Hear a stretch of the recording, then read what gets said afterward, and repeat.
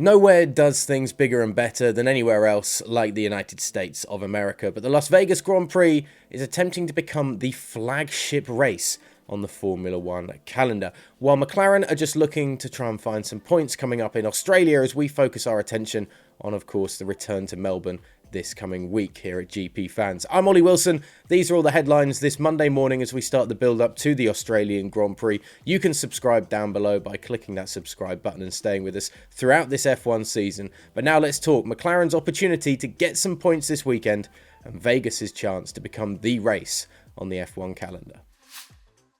Danny Ricciardo is looking to take joy in the small victories with McLaren this season as the Australian sets his sights on a points finish in Melbourne this coming weekend at his home Grand Prix. The start of this year has been a rough one for the popular Australian, who is yet to score a point in the opening two races of the season and was forced to retire in Saudi Arabia last time out. Considering the success the team had at the end of last year, including their 1-2 finish at Monza led by Ricciardo, some would have expected the Woking-based team to perhaps be fighting for race victories at the start of F1's new era. But yesterday, the Australian admitted that the team's problematic start to the season can't be solved overnight, calling the fix a bit of a process, and the team's aspirations may have to be lowered from pre-season, with the Australian Grand Prix at least providing a chance to fight for a few points rather than a race victory. It's going to be flowing and fast again, especially with the changes they've made, said Ricciardo, talking about the new look Melbourne track. Perhaps that comes to us again, and maybe we can fight for points. I know that's not aiming very high, but that's really all we can aim for right now. Big updates are needed at McLaren, according to the driver, to get the team in a more competitive position, but Lando Norris's 7th place finish in Saudi Arabia will at least give McLaren belief that they can come away from Melbourne with something to cheer about.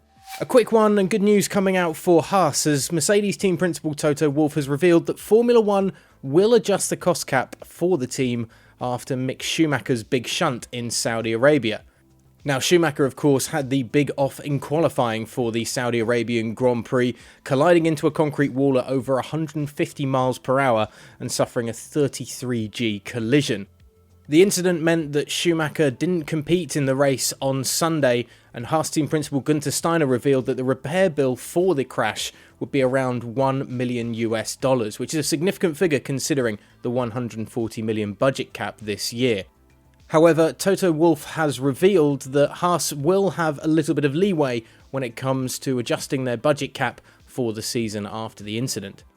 You can say that a crash like Mick had falls into the category of a big shunt, and there is an allowance in the cost cap where if you need to build a new chassis, the cost cap will be adjusted for you, explained Wolff. This will be a big crumb of comfort for Günther Steiner and Haas, who of course want to be as competitive as they can this year after such frustration last year not even scoring a point in 2021. Let's carry on talking about Las Vegas again here at GPFans, with the recently announced new addition to the F1 calendar looking to make a big splash on the sport, with Nevada Governor Steve Sisolak predicting the US Street Circuit Grand Prix will become a flagship race of Formula One. The Las Vegas race, set to debut in 2023 in F1, has caused a stir, with drivers and fans all eager to embrace the event next November. But it's also highlighted some of the older events on the F1 calendar, particularly the Monaco Grand Prix, which hasn't produced scintillating racing in the last few years. And with talk of perhaps the iconic event being changed or possibly dropped, Sisolak has high hopes that the race in Vegas can step in and become as synonymous with Formula One as any other race on the calendar.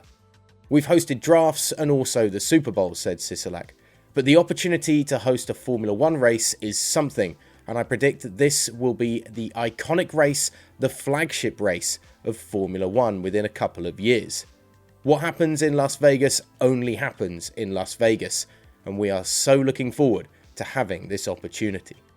So the Las Vegas circuit is going to look incredible under the lights on a Saturday night in the iconic city, and with 170,000 fans expected to be there for the first race as well, it's going to be an almighty crowd. But can that street circuit really usurp the Monaco Grand Prix? We've been running this poll on GPFans.com. Let us know your thoughts in the comments section below. And of course, what are the chances of Danny Ricciardo and McLaren coming away from Australia with some points this coming Sunday?